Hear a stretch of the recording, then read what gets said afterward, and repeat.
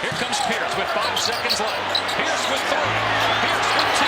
Pierce thrown away at the horn.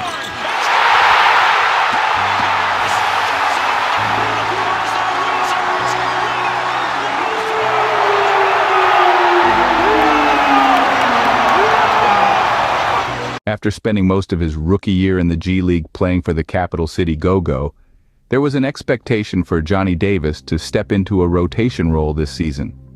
Yet, a year after being the number 10 overall pick in the 2022 NBA draft, Davis is still not an integral part of the Washington Wizards, and that is deeply concerning.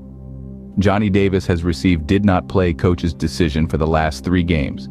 The last game he played was a brief 3-minute appearance against the Charlotte Hornets last week. In fact, through 11 games this season, he almost exclusively only played in the garbage time, averaging 11.2 minutes per game in 5 appearances. It made sense for Davis to not be in the rotation last season, as the Wizards were trying to be a competitive playoff team. He started getting minutes once Washington decided to tank at the end of the season. Yet this season, the Wizards are not only rebuilding around young players, but they are also one of the worst teams in the NBA. The fact that a lottery pick from last year's draft can't get on the court for possibly the worst team in the league is alarming. Davis receiving consecutive DNP-CD is especially alarming considering the fact that Delon Wright is out indefinitely with a knee injury.